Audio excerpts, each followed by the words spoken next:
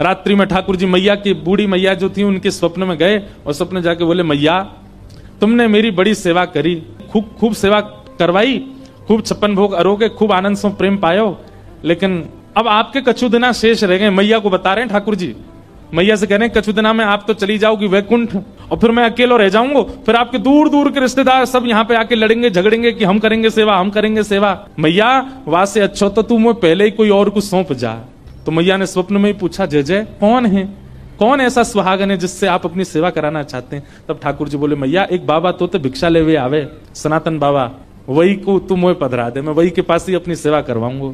मैया पहले तो बहुत रोई, बोले मेरी सेवा में कोई कमी है ठाकुर जी? बोले कमी नहीं है मैया, तू बस कछु दिना की मेहमान हो रहे। मैया को कष्ट भी दे दिया और चिंता भी दे दी। किसी को पहले ही बता दो कि भैया तुम्हारे कछु दिन ही शेष बच्चे, तो वैसे ही बेचारो टेंशन में आ जाए। ठाकुर जी केवल इतना ही कह देते कि उसको दे दो, ये क्यों बता दिया कि कछु दिना में ही जाने वाली है।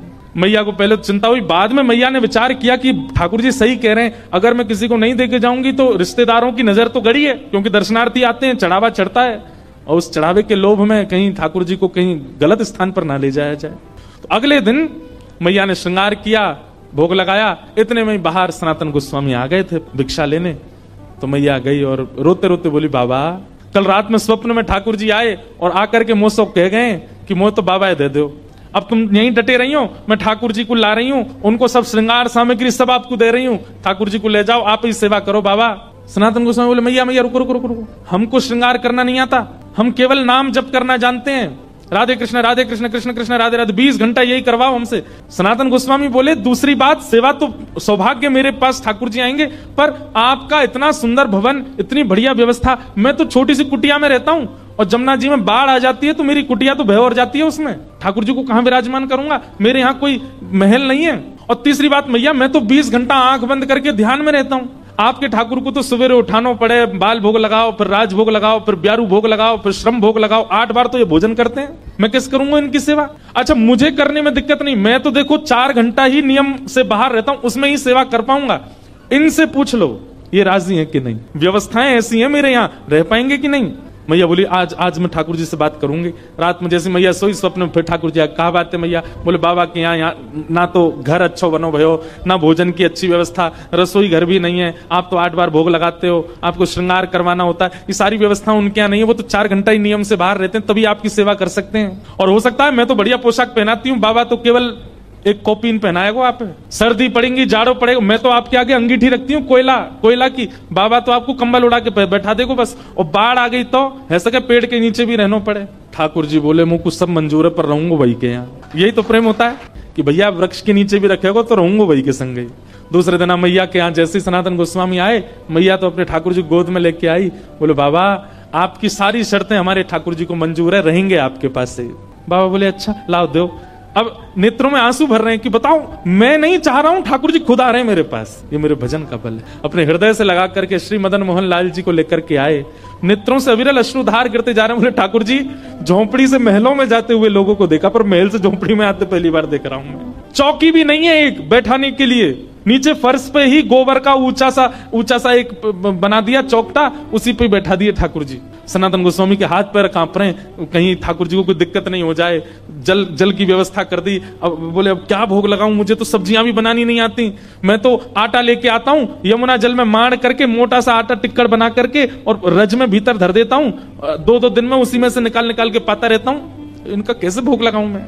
सनातन गोस्वामी जाते और जाकर के आटा लेके आते, आटे में यमुना जल डाल के, ना नमक डालते ना कुछ, उसको मार के खूब मोटा टिक्कर बनाते, उसको बढ़िया कंडों में उपलों में सेक करके टिक्कर बन जाता, वही ठाकुर जी के आगे धर देते। जय जय जय पाऊं मैं तो। कहां 5 प्रकार की सब्जी, 3 प्रकार के मिष्ठान, 2 प्रकार की नमकीन और 2-2 प्रकार की रोटी पाने वाले ठाकुर जी अचानक से टिक्कर पे आ गए। 4 दिन तक ठाकुर जी का टिक्करों का ही भोग लगा, और उसमें भी सनातन गोस्वामी ठाकुर जी को उठाते, भोग लगाते, फिर सुला देते, और फिर अगला भोग 24 घंटा बाद लगेगा। 4 दिन बाद ठाकुर जी सनातन गोस्वामी के ध्यान में आए, नेत्र बंद करके जप कर रहे थे। जैसे ही ठाकुर जी आए, सनातन, जय जय, आपकी सेवा बढ़िया चल रही है, कोई दिक्कत तो नहीं है, आप सुखी हो, आप आनंद में हो? ठाकुर जी बोले, हाँ है तो सब बढ़िया, कोई आनंद, कोई दुखी नहीं है। जय जय, आपकी आवाज ऐसी काहे को लग रही है, बहुत दबी दबी सी? बोले, वो कहा 4 दिन से रूखे टिक्कर पा रहे हैं ना, गले में इर्ज गए हमारे, इर्ज ना समझते, गले में अटक गए हैं, अरे जय जय, मैं कहा आज्ञा करो। और नेक नेक नेक वाह में जो है का नमक डाल दे करो आटे में, नमक डाल के फिर जल से मार दिया करो, थोड़ा तो नेक स्वाद आ जाएगा उसमें। सनातन गोस्वामी बोले पिछले 40 साल से तो मैं केवल आटा ही पा रहा हूँ, मैं नमक कभी डाला नहीं, पर आपकी आज्ञा कल से नमक लाऊंगा। भिक्षा लेने गए, आटा लिया तो आटा दे करके बेचारी मैया तो चली गई भीतर।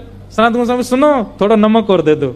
मैया बोली आ गया चटोरा घर पे, अभी तो नमक की क्या चले, अभी देखना क्या क्या आएगा तुम्हारे यहाँ। अब तो महाराज नमक लेकर के गए, जाकर के आटा बोर के ठाकुर जी को पवायो। 4 दिन 5 दिन तक ठाकुर जी बढ़िया, अब तो टिक्कर में नमक है पाते हैं। 4-5 दिन बाद ठाकुर जी फिरते ध्यान में आ गए और खांसते भय आए। सनातन गोस्वामी बोले जय जय, जाड़ो लग गो आपको, ठंड लग गई है? नहीं नहीं जाड़ा ठंड तो नहीं लगी है, पर भैया देखो बहुत बढ़िया लग रहा है, हमको कोई दिक्कत नहीं, हम बहुत प्रसन्न है, 24 घंटा में एक बार भोजन मिलता है, प्योर डाइटिंग चल रही है हमारी। लेकिन भाई आटा जो है ना ये पेट में जाता है, जगह जगह चिपक जाता है, इसलिए उसमें घी लगाया जाता है ताकि सब जगह से बढ़िया प्रेम से निकल जाए। नेक घी लगा दे करो वहां में रोटी में। ठाकुर जी मेरे पास घी कहां से आया, लेकिन मैं कोई नहीं भिक्षा में लेके आऊंगा। भिक्षा लेने गए, आटा लेके आए, नमक लेके आए, मैया से मैया नेक्स्ट से घी दे दो। घी का एक सुंदर डिब्बा दे दिया। आप तो महाराज टिक्कर बनते हैं उसमें घी और लगता है। अच्छा सनातन गोस्वामी तो पिछले 40 साल से साधारण पाते थे, लेकिन अब वे भी पाते हैं तो उनको कहते हैं भाई स्वाद तो है, आनंद तो आ रहा है। और फिर चिंता होती है कि कहीं ऐसा नहीं हो मेरी जीभ चटोरी हो जाए इनके चक्कर में। अब तो घी लगा के पान लगे। 5-6 दिन की सेवा हुई, ठाकुर जी फिर आ गए और ध्यान में आकर के सनातन गोस्वामी जय जय सब आनंद, कोई दिक्कत तो नहीं, सब बहुत बढ़िया है।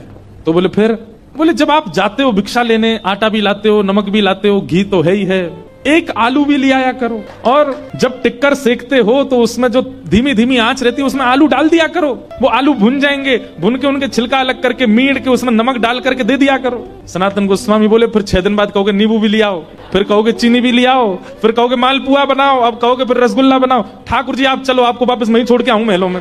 और महाराज जैसे ही ठाकुर जी गोद में उठाए वापस ले जाने के लिए प्रत्यक्ष श्याम सुंदर प्रकट हो गए और लिपट गए, और मदन मोहन जी प्रकट होकर के बोले मैं रूखी रोटी में ही राजी हूं, रहूंगा तुम्हारे पास से, जाऊंगा नहीं यहाँ से, यहीं रहूंगा। हाँ हाँ